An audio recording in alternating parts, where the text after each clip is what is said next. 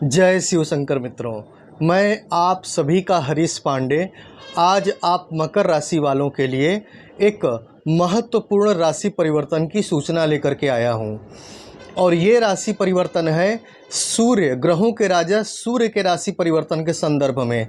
एक बात मैं शुरू में ही कह देना चाहता हूं, जिन लोगों को केवल पॉजिटिव सुनना है ये वीडियो उनके लिए नहीं है, और जो सत्य को स्वीकार करने के लिए तैयार हों वे ही लोग इस वीडियो को देखें, ये मेरी विनम्र प्रार्थना है।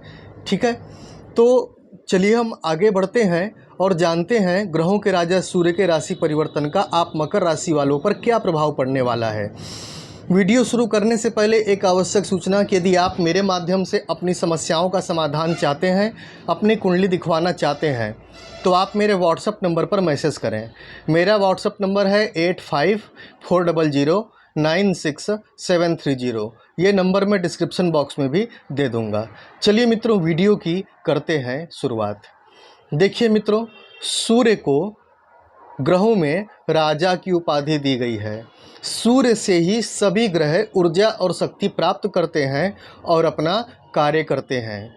कुंडली में जब सूर्य की स्थिति मजबूत होती है तो ऐसे व्यक्ति को मान सम्मान प्रतिष्ठा की प्राप्ति होती है।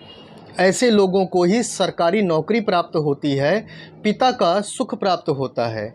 वहीं अगर सूर्य खराब हो तो हड्डियों के रोग हो जाते हैं, आंखें कमज़ोर हो जाती हैं, पिता का प्रेम नहीं मिलता है और मान सम्मान भी नहीं प्राप्त होता है। ऐसा इंसान मान सम्मान के लिए तरस जाता है और सूर्य की मजबूत स्थिति ही व्यक्ति को आध्यात्मिक ऊंचाइयों पर ले जाती है।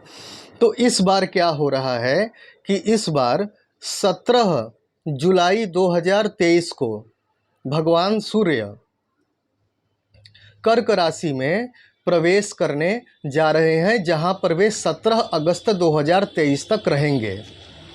अब कर्क राशि में पहले से ही बुध बैठे हुए हैं, तो जाहिर सी बात है कि सूर्य और बुध मिल करके बुध आदित्य नामक राजयोग बना देंगे, क्योंकि ये दोनों जब एक साथ होते हैं तो ये दोनों एक दूसरे की पावर को बढ़ा देते हैं। लेकिन मित्रों, समस्या ये है कि सूर्य आपकी कुंडली, आपकी मकर राशि की कुंडली के अष्टम के कारक होते हैं, और इस बार सूर्य का गोचर आपकी राशि से सप्तम भाव में होने जा रहा है, जो कि मारक भाव होता है। तो मैं इस गोचर को बहुत बेहतर नहीं देख पा रहा हूँ, बहुत बेहतर नहीं समझ रहा हूँ। अष्टम भाव के कारक सूर्य का सप्तम भाव मारक भाव में चले जाना, ये स्थितियाँ थोड़ी मुश्किलें पैदा करता है। और क्या क्या मुश्किलें पैदा करता है ये सब मैं अब आपको बतलाने जा रहा हूँ। तो बिना विलंब किए शुरू करता हूँ।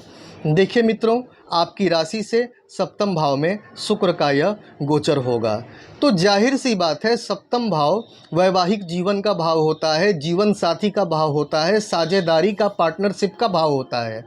तो जाहिर सी बात है कि सूर्य इस बार आपके वैवाहिक रिलेशन को थोड़ा डिस्टर्ब करेंगे। जीवन साथी से आपका मनमुटाव बढ़ेगा और मनमुटाव बढ़ने के कारण दूरियां बढ़ सकती हैं, एक दूसरे के प्रति लगाव कम हो सकता है, जीवन साथी से मतभेद उभर सकते हैं। साथ ही साथ आपकी संतान और जीवन साथी दोनों के स्वास्थ्य पर भी इसका बुरा असर पड़ सकता है। व्यापारिक दृष्टि से भी यह गोचर बहुत शुभ नहीं है। लेकिन एक बात है कि अगर आप मेहनत करने से पीछे नहीं हटते हैं, ये इस गोचर में एक खास बात यही है मित्रों, एक अच्छाई यही है कि देखिए, शनि जब वक्री चलते हों और शनि की वक्र चाल के दौरान सूर्य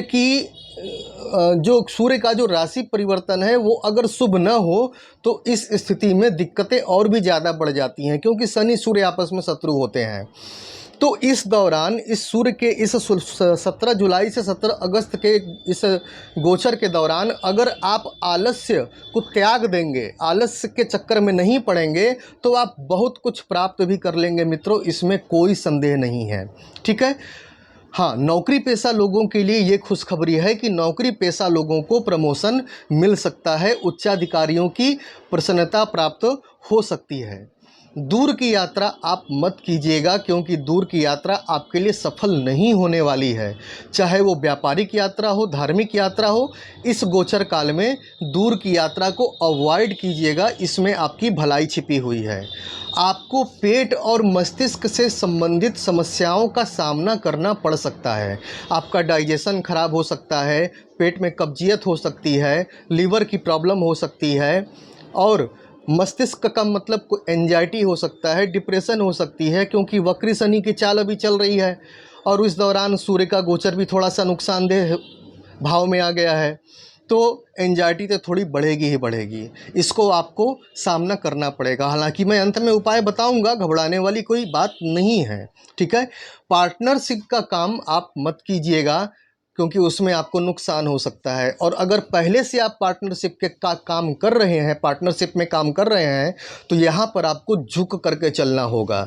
ये जो सूर्य का गोचर है, इसका सबसे बड़ा महामंत्र ये है कि आलस्य से बचिए और विनम्र होकर के चलिए, आपको सफलता ही सफलता प्राप्त होगी मित्रों। और जहाँ आपने अपना अहंकार दिखाया, वहाँ पर आपका काम बिगड़ना शुरू हो जाएगा, क्योंकि सूर्य का नकारात्मक प्रभाव आपको थोड़ा अहंकारी बनाएगा। इसी अहम के चक्कर में हर जगह मामले बिगड़ते चले जा सकते हैं। अतः आपको अहंकार में नहीं, विनम्रता में रहना है, ठीक है। तो क्रोध और ओवर कॉन्फिडेंस से आपको बचना होगा।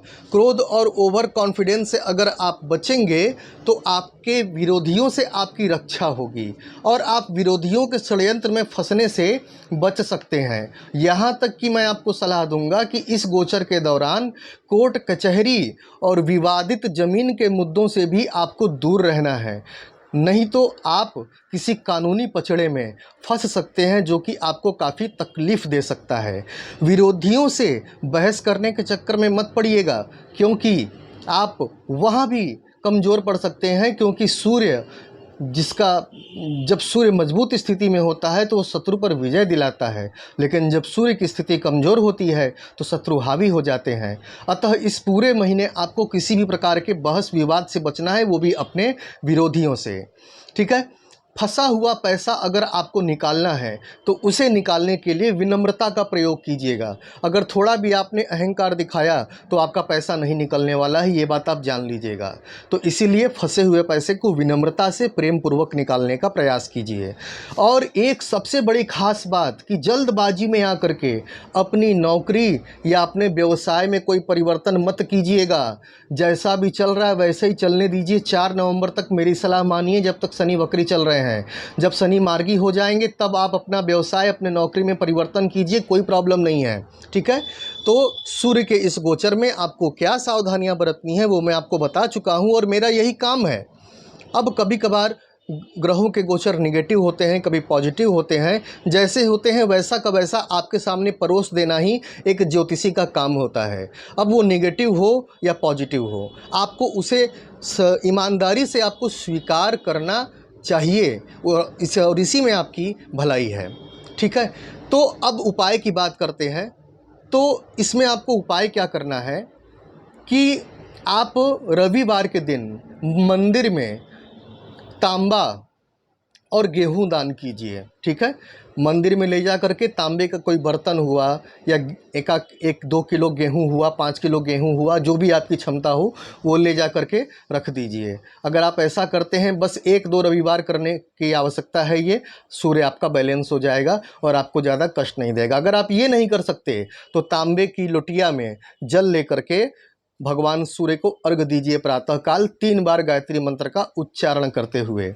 अगर आप ऐसा करते हैं तो ये गोचर आपके पक्ष में जाएगा और आपको तकलीफ नहीं होगी। तो मित्रों, आप सदा प्रसन्न रहें और स्वस्थ रहें, यही मेरी शुभकामना है। जाते जाते एक बार फिर से कह दूं कि यदि आप मेरे माध्यम से अपनी समस्याओं का समाधान चाहते हैं, अपनी कुंडली दिखवाना चाहते हैं, तो आप मेरे व्हाट्सअप नंबर पर मैसेज करें। मेरा व्हाट्सअप नंबर है 8540096730। ये नंबर मैं डिस्क्रिप्शन बॉक्स में भी दे दूंगा।